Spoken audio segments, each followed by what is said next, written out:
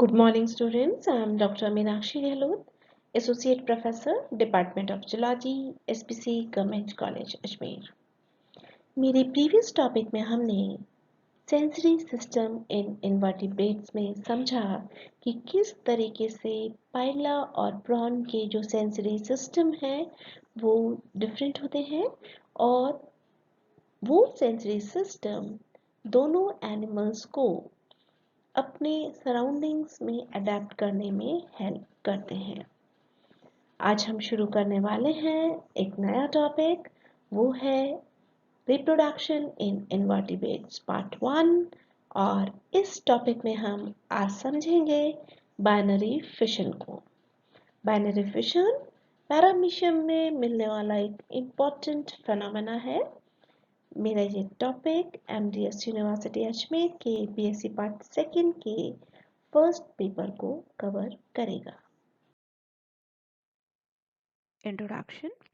Binary fission एक process है asexual reproduction का, जिसमें जो कि प्रोकैरियोट्स और यूकैरियोट्स दोनों के अंदर प्रेजेंट होता है।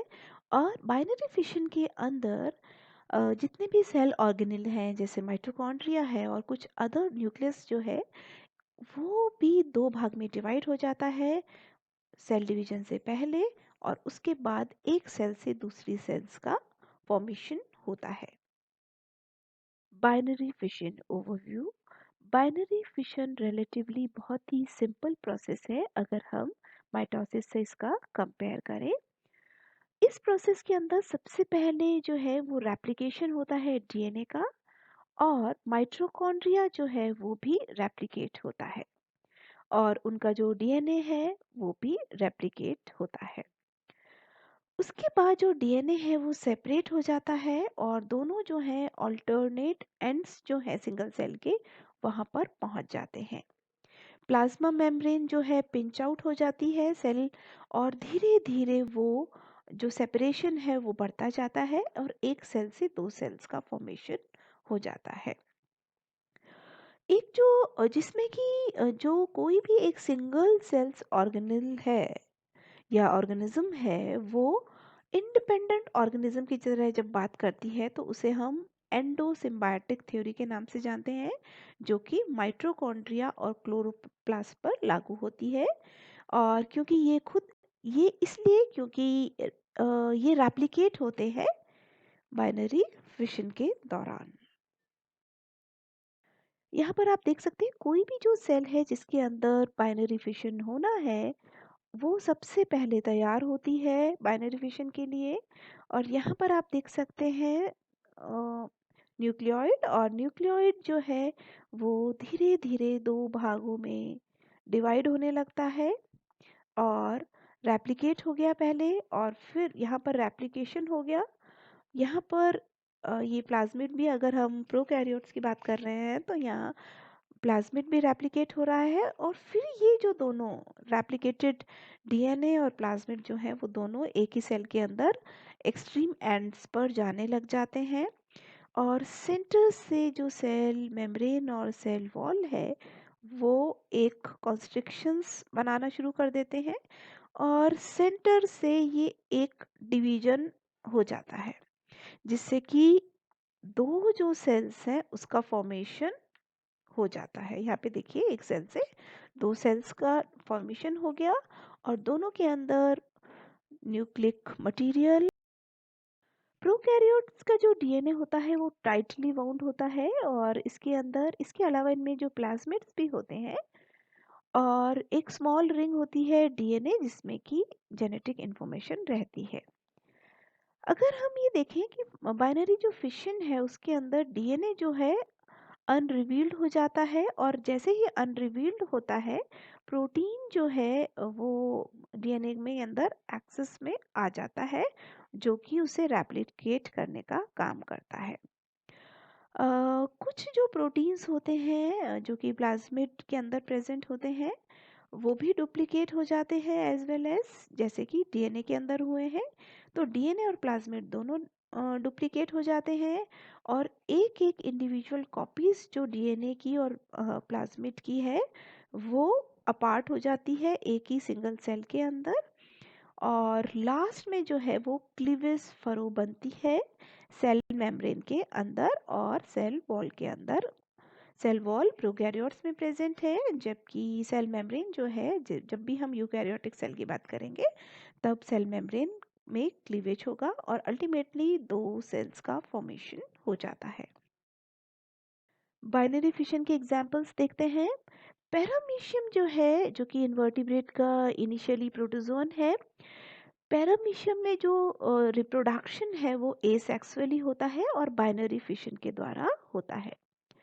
रिप्रोडक्शन के दौरान जो मैक्रोन्यूक्लियस जो है वो स्प्लिट हो जाता है और जिसे हम एमाइटोसिस कहते हैं, यानी कि किसी भी तरह का माइटोटिक डिवीजन नहीं होता, लेकिन सिंपल स्प्लिट जो हो रहा है वो एमाइटोटिक है।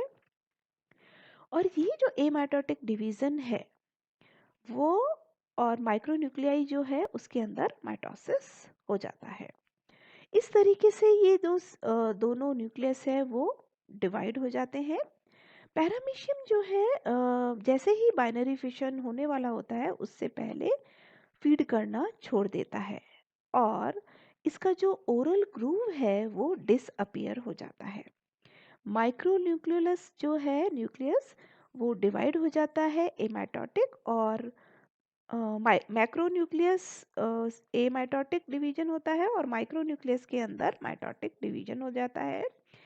जैसे ही डिवीजन हो जाता है वो दोनों ऑपोजिट्स एंड की तरफ जाने लग जाते हैं एक साथ, और वहीं इसके साथ ही कॉन्स्ट्रिक्शंस जो है वो डेवलप होने लग जाते हैं middle part of the body, और इससे जो साइटोप्लाज्म है वो भी दो इक्वल पार्ट्स में डिवाइड हो जाता है और पैरामीशिया जो है वो दो इक्वल डॉटर सेल्स में डिवाइड हो जाता है।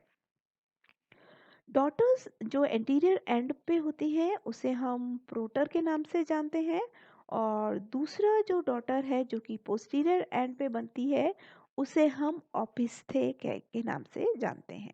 तो ये एक इम्पॉर्टेंट चीज़ है जो अपन ने नया हमें जानने को मिल रहा है। पैरामीशियम में दो चीज़ें हैं। फर्स्ट है, एक है डॉटर सेल जो एंटीरियर एंड पर है, उसे हम क्या बोलेंगे? एंटीरियर एंड पे जो डॉटर है उसे हम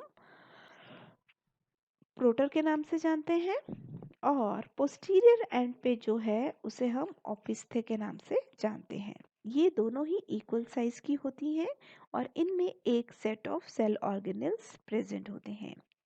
ओरल ग्रूव और साइटोफेरिंक्स जो है न्यूली फॉर्म्ड जो डॉटर सेल्स है उसके अंदर बन जाती है, और एक कॉन्टेक्टाइल वैक्यूल्स जो है वो प्रोटर सेल्स के अंदर चला जाता है और दूसरा ओपिस्थे के अंदर चला जाता है। ये जो दो नई सेल्स इस तरीके से बन जाती हैं और ये पूरा का जो पूरा प्रोसेस है वो 2 घंटे के अंदर कंप्लीट हो जाता है, और करीब ये 1 से 4 दिन भी इसके अंदर लग जाते हैं। एक दिन में ये करीब 4 बार भी हो जाता है। अगर हम ये बाइनरी फिशन आप पैरामीशियम के अंदर देख सकते हैं, ये एडल्ट पैरामीशियम है। जैसे ही पैरामीशियम के अंदर बाइनरी फिशन होना होता है तब ये खाना खाना छोड़ देते हैं। ये मैक्रोन्यूक्लियस और ये माइक्रोन्यूक्लियस और ये साइटोफेरिंग्स वाला पार्ट। तो ये जो है जैसे ही बाइनरी फिशन होना होता है, यहाँ पर आप देख सकते हैं मैक्रो जो न्यूक्लियस है उसके अंदर एमाइटोटिक स्प्लिटिंग हो रही है और माइक्रो जो न्यूक्लियस है उसके अंदर माइटोटिक स्प्लिटिंग होती है। जैसे धीरे धीरे आप देखिए ये बॉडी के सेंटर में कॉन्स्ट्रिक्शंस भी यानी क्लीवेज फरो भी बननी शुरू हो जाती है। दोनों जो न्यूक्लियस है वो एक्सट्रीम एंड्स तक जाने लग जाते हैं और धीरे धीरे एक्सट्रीम एंड्स पर डिवीजन होने के बाद यहाँ पर आप देख सकते हैं एक सेल इस तरफ बन गई है प्रोटर और ये ओपिस्थी। तो इस तरीके से दो डॉटर सेल्स का फॉर्मेशन होता है पैरामीशियम के अंदर। बाइनरी फिशन के और भी एग्जाम्पल्स हैं, जैसे हम बैक्टीरिया के अंदर भी बाइनरी फिशन को देख सकते हैं। जैसे आर्किया और बैक्टीरिया दोनों में भी एसेक्सुअल रिप्रोडक्शन बाइनरी फिशन से ही होता है, और ये भी जो प्रोसेस है बहुत ही स्टेबल होता है। और बैक्टीरिया के अंदर सिंपल जो जीनोम होता है वो कुछ म्यूटेशंस भी इनके अंदर हो जाते हैं, और उस वजह से बाइनरी फिशन एक जनरेशन में भी जीन्स को लेकर चला जाता है। देखिए, बैक्टीरियल जो सेल है उसके अंदर सर्कुलर डीएनए हम देख सकते हैं। डीएनए के अंदर रेप्लिकेशन होता है। रेप्लिकेशन के बाद एक डीएनए दो डीएनए में कन्वर्ट हो जाता है। सेंटर में क्लीवेज फरो बन जाती है सेल वॉल और सेल मेम्ब्रेन के अंदर, और दोनों जो डीएनए हैं वो एक्सट्रीम एंड्स पर जाने लग जाते हैं, और बीच में जो क्लीवेज फरो है वो बहुत बड़ी हो जाती है, और एक बैक्टीरियम से दो बैक्टीरिया का फॉर्मेशन हो जाता है। बैक्टीरिया जो है इसी तरीके से फिशन का जो प्रोसेस है वो बैक्टीरिया के अंदर भी होता है, और इनके अंदर जो बैक्टीरिया है उनके अंदर सॉइल जो होता है वो के अंदर ये मोस्टली जो बेसिलस जो है वो सॉइल के अंदर प्रेजेंट होते हैं। उनके अंदर भी इसी तरीके से बाइनरी फिशन का फॉर्मेशन होता है। अगर हम ऑर्गेनेल्स के अंदर बाइनरी फिशन की बात करें तो जो माइटोसिस का प्रोसेस है यूकैरियोटिक के अंदर वो भी बाइनरी फिशन के समान है। अगर हम ये देखें कि सिंपल यूकैरियोटिक जो सेल्स है उसका जो जीनोम है वो बहुत लार्ज लार्ज होता है, और बहुत सारे जो ऑर्गेनेल हैं वो भी डुप्लीकेट होते हैं माइटोसिस से पहले। डीएनए जो है बहुत सारे ऑर्गेनेल्स हैं उनका खुद का डीएनए होता है, और वो अपने फंक्शंस को डायरेक्ट करते हैं, और जैसे माइटोकॉन्ड्रिया जो है उसके अंदर भी जो डीएनए होता है वो रेप्लिकेट होता है और फिर ये डिवाइड होता है। तो माइटोकॉन्ड्रिया के अंदर भी बाइनरी फिशन प्रेजेंट होता है, क्योंकि ये एक सिंपल डिवीजन होता है। आज हमने बाइनरी फिशन के बारे में जाना कि किस तरीके से बाइनरी फिशन का प्रोसेस होता है, और डिफरेंट ऑर्गेनिज्म में बाइनरी फिशन किस तरह से रेगुलेट होता है। Thank you so much.